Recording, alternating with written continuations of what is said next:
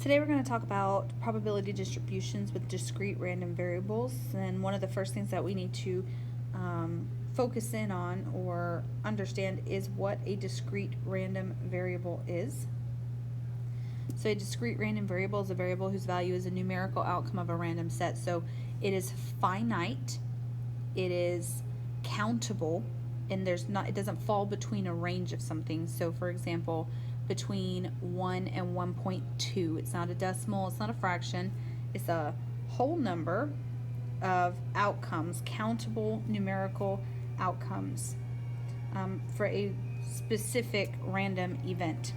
Now, once you have collected all of those outcomes and you've organized them in, let's say, a table or a chart, we will then call that a probability distribution. And so that is a function that maps sample space to the probability. So it's saying, okay, now that we have all of these outcomes, what's the probability of any one of them? Does a specific outcome maybe happen more than anything else? Are there multiple times that a specific outcome is going to occur? So let's take a look at a couple examples here. The first example is flipping 4 coins 16 separate times and recording the number of heads that show up on the coins. So that is displayed in the table below. So 1 out of 16 times there were no heads that showed. 1 out of 4 times there was only 1 head on the coin that showed. 3 out of 8 times there were 2 heads. 1 out of 4 times there were 3 heads. And 1 out of 16 times there are 4 heads. So if I wanted to compare these in terms of the 16 total times, I would simply write them all so that they are out of 16. So 1/4 is equivalent to 4 out of 16. 3/8 is equivalent to 6 out of 16. 1/4 is 4 out of 16, and of course 1 out of 16. Now, when dealing with discrete probability, we want to make sure that our probabilities all add up to 1 or 100%. Every probability independently put together should add 100%. So if I add all of these up, I do get 16 out of 16, which equals 1 or 100%. So I know that I'm working with good data here. So what we want to do is to take that data and create a probability histogram, or like a bar graph. So I'm going to allow my x-axis here to represent the number of heads on my coins.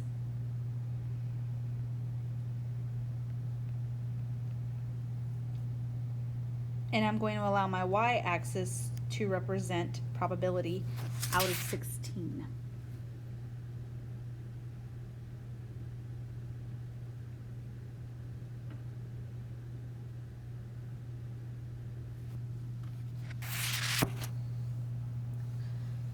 So for my 0 outcome,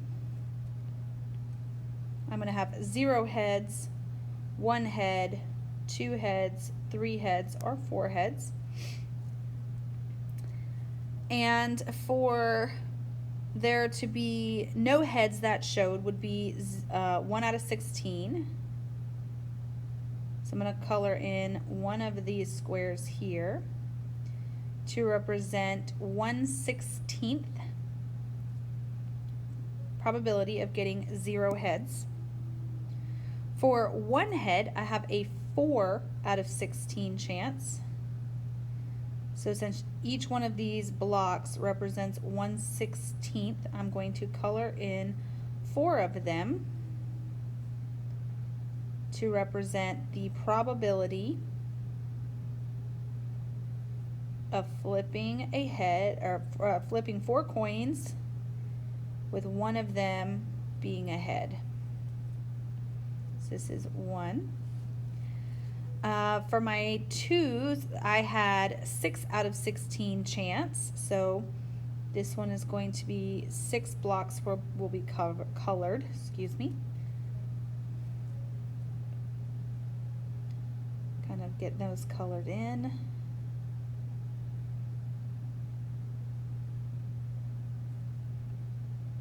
And so creating this visual is what we call a probability histogram. It's also a visual representation of our probability distribution. So that was 2 heads. And then let's choose another color. Let's choose, for my 3 heads, there's a 4 in 16 chance of flipping 4 coins and 3 of them landing heads up. I'm going to color that one in.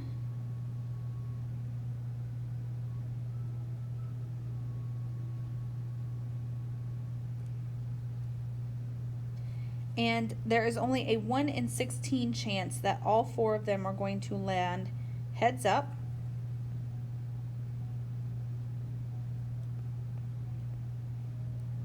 So I'm going to color in only 1 block here for all 4 coins landing heads up. So that is how we create a probability histogram. So part B asks, what's the probability of getting 3 heads? So that's going to go back and look at my table. So the probability of getting 3 heads is 4 out of 16, which is the same as 25%. So you have a 25% chance of pulling 4 coins out of your pocket and tossing them, and all 4 of them landing, or all 3 out of 4 of them landing heads up. What's the probability of getting at least 2 heads? So that phrase at least means 2, 3, or 4. So I'm going to take the probability of each from my table. So the probability of rolling 2 heads was 6 out of 16. 3 heads was 4 out of 16. And 4 heads was 1 out of 16. So if I add each one of those up, I do get 11 out of 16. And as a percentage, that comes out to 68.8%. So each probability can be added separately to any of them in terms of like trying to combine different possible outcomes. Lastly, what's the probability of getting no more than 1? So no more than 1 means that I can either have no heads or only 1 head. So the probability of getting no heads was 1 out of 16. And the probability of only getting 1 head was 4 out of 16.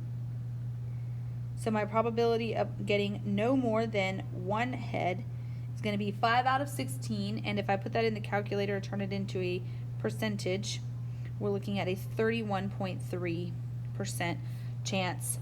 And all of that comes from the data that you collect in your table or from your probability histogram.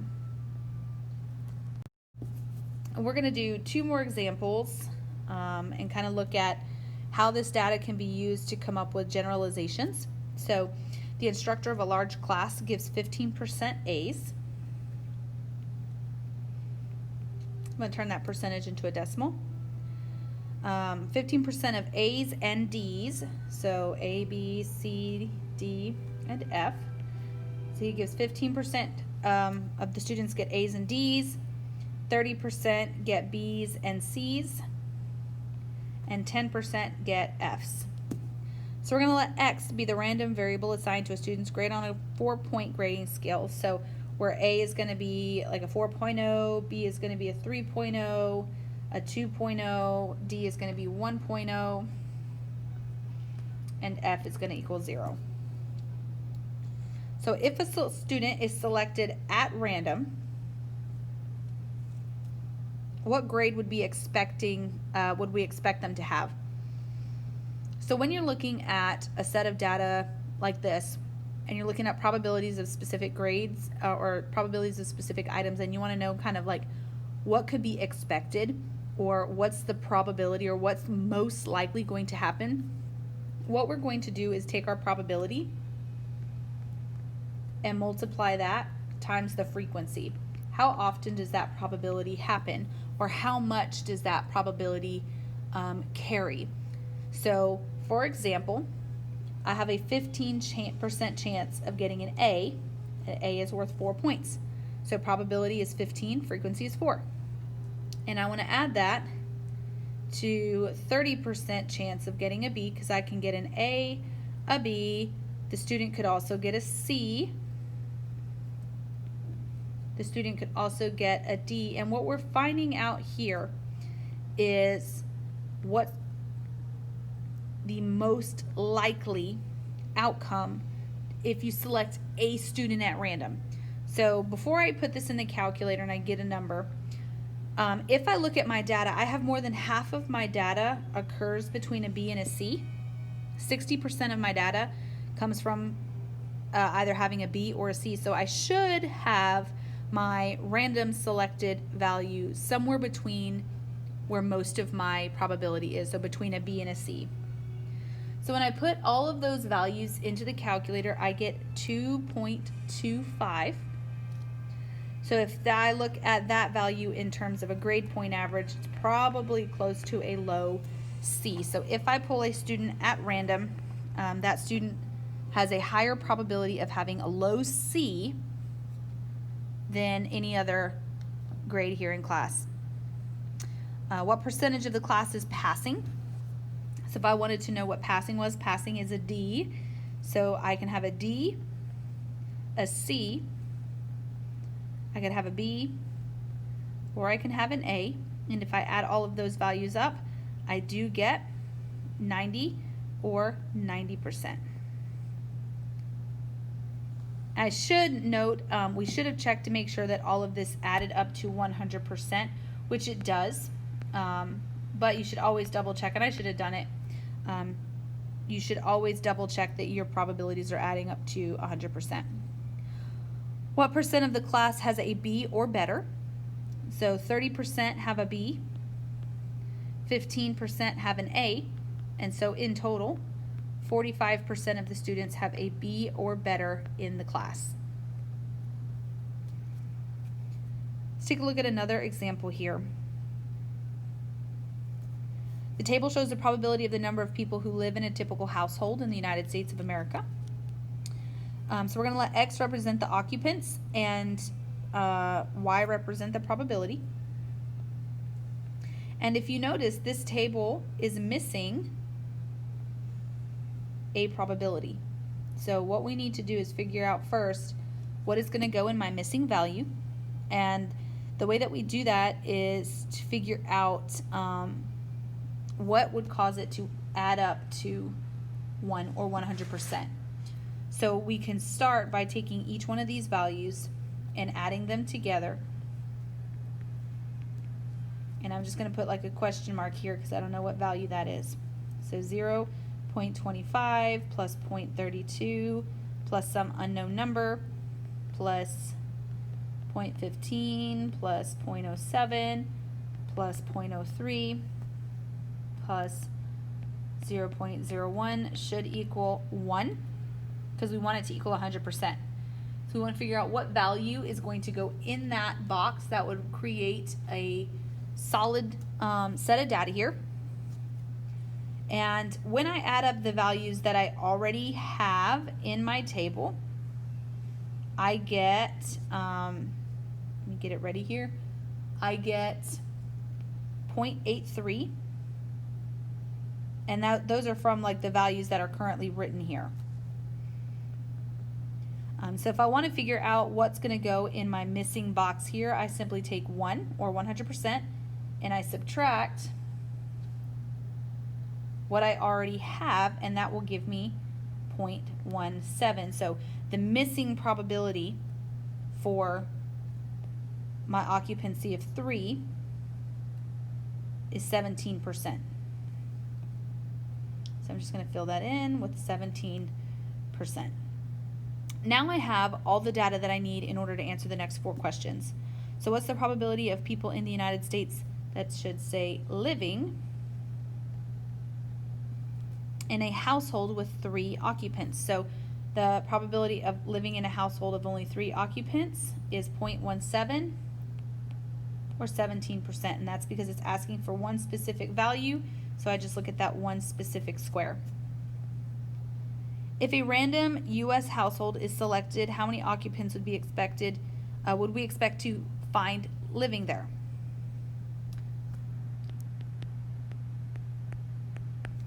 So again, that is a randomly selected individual. So we're going to take probability times frequency. So 25% chance there's only one person, 32% that there's two, 17% that there's three, 15% chance that there are four,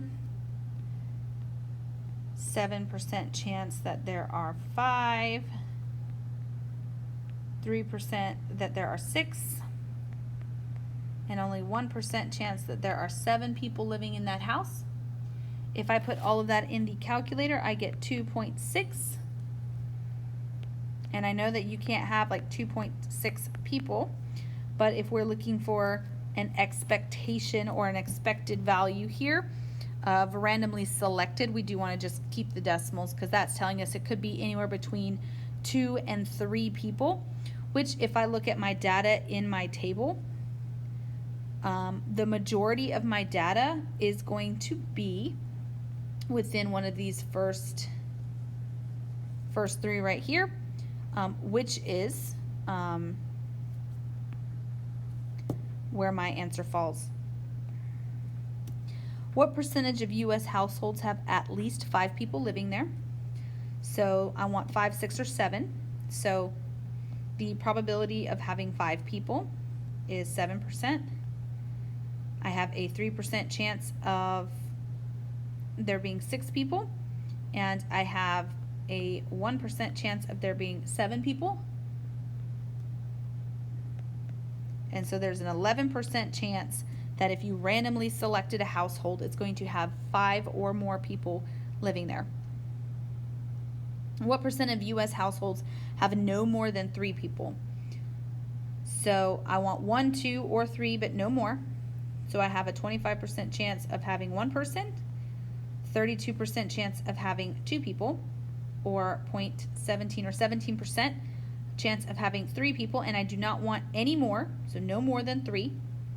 If I add all those values up, I get 0.74 or 74% probability that any randomly selected home would have no more than 3 people living in it. So this is what we call discrete probability distribution. So it's very, very simple, and it all comes off of just looking at your data and determining if you're adding up individual probabilities or if you're looking for a randomly selected, would simply just be probability and your frequency being multiplied together, and that'll give you what we call an expected randomly selected value.